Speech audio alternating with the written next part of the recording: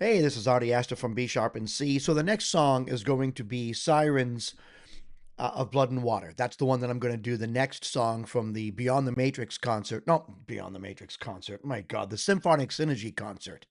Um, it was the Beyond the Matrix video that I did where I have all the information listing the songs.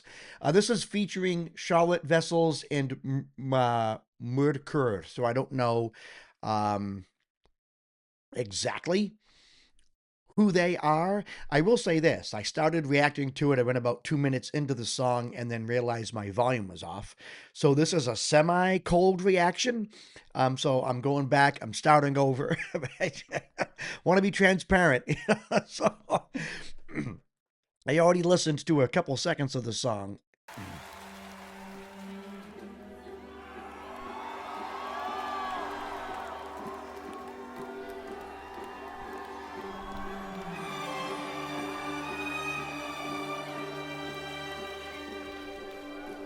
Beautiful beginning. Listen to that. They might be Nordic, but they incorporate a lot of Middle Eastern sounds. Oh, perfect.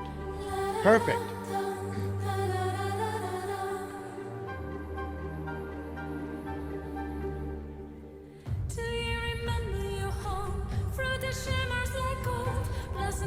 I know, I'm stopping it already.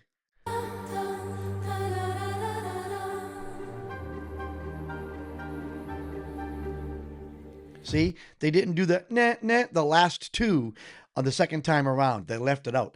Little things like that keep a listener feeling the song is fresh, keep a listener trying to guess what's happening.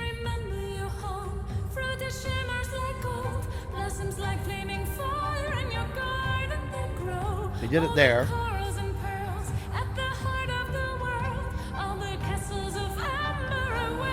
They didn't do it there. I like this woman's voice. You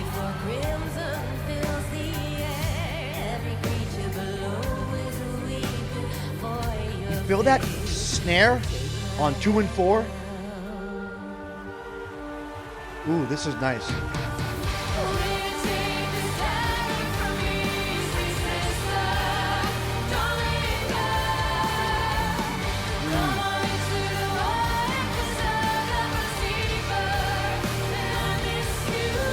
So nice.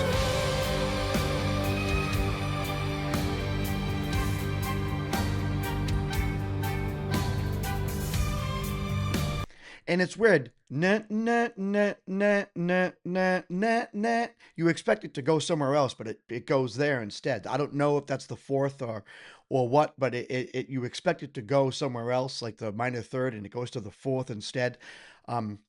I don't know if that's the actual notes that they played, but that little nah, nah, nah, nah, the last two kind of go somewhere a little unexpected. It kind of keeps you at the edge of your seat. And then when they do it a second time, they don't play those last two notes. You know, that the drums, Adian coming in and just really digging in on the 2 and 4, which a lot of drummers do. A lot of drummers will dig in on the 2 and 4, and it's not like he's um you come up with something completely new, but he really digs into it and he builds around it and he does it in a way that other drummers don't. It's very highlighted the way he does it. It stands out the way he does it. And it's nice for this style of music because you can build around that really nice. And that's something I like about Epica is that they constantly have other little things happening in the song that make the song aside from the just absolute amazing vocals. Hear that? Now it's fuller.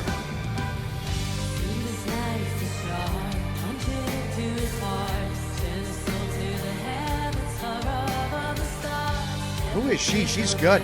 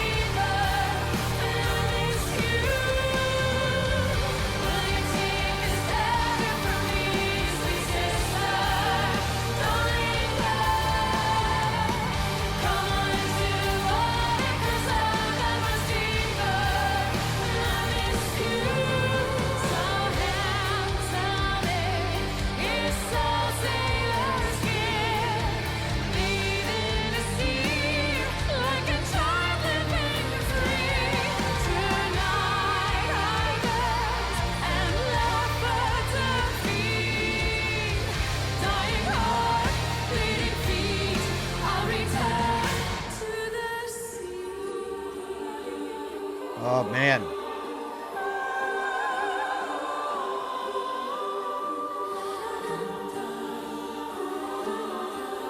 Now they're singing a variation of that hook. Na na na na. Same notes. You see? So it sounds familiar. You're brilliant. Now you got a big key change.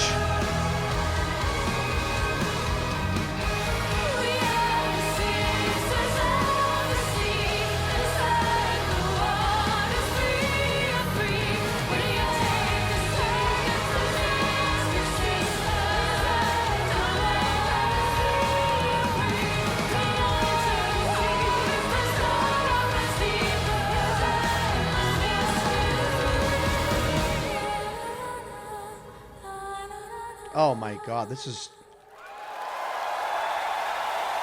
And I gotta find out who those women are.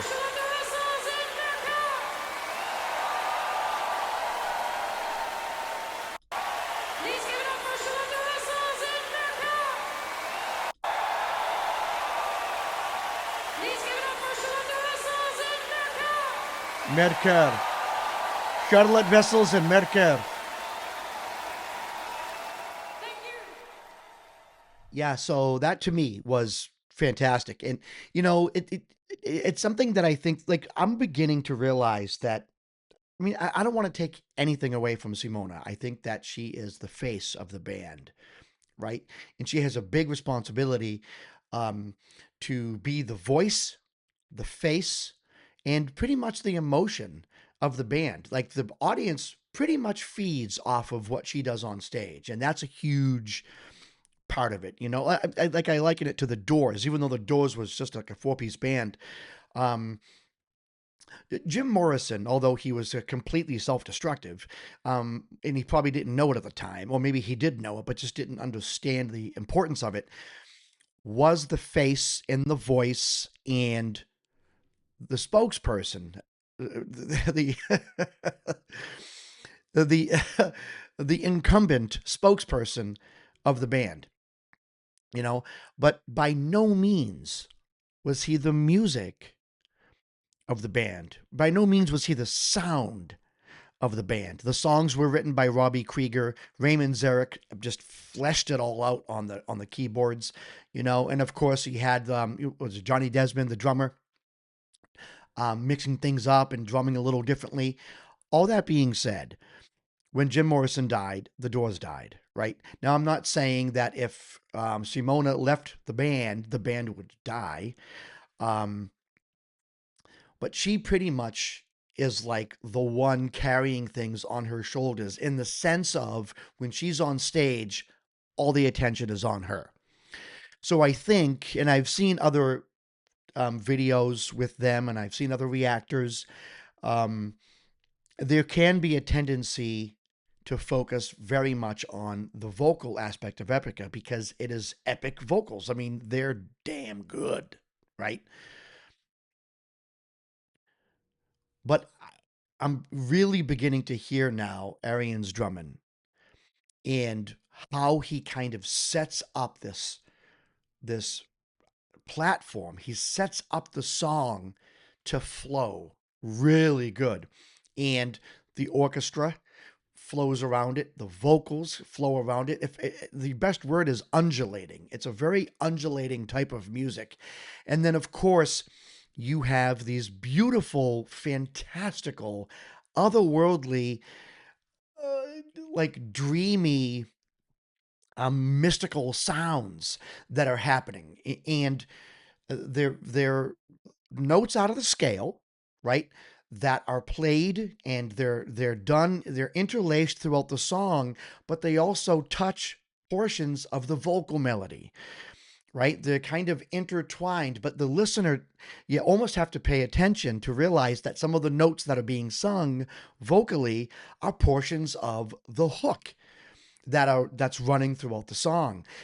And it's all subliminal, it's all subtle, but it's what kind of makes like every Epica song be a full package, and you don't always understand it. The song begins and ends 4.5, 5.5 minutes later, and you don't always understand why the song felt so complete. And there's a lot happening too. There are a lot of chord changes. There are times they really do leave the cookie cutter songwriting style and get a lot out of a 5-minute song. I've written 5-minute songs, and you can pretty much narrow it down to 5 chords, right? They get a lot out of a 5-minute song. A lot of changes, a lot of things going on, a lot of breakdowns, a lot of stops and starts. But it's not choppy. It's not haphazard. You don't feel as though the song's being interrupted. It's just a very nice, tight package. And I think that when I watch these guys perform, for as much as I think Simona is absolutely fantastically talented, everything about this band blows me away. Everything about this band blows me away. Now, I'm going to go find out who those other 2 women were. Let me just go here. Charlotte WESSELS and MYRKUR. Oops, I started the video by accident.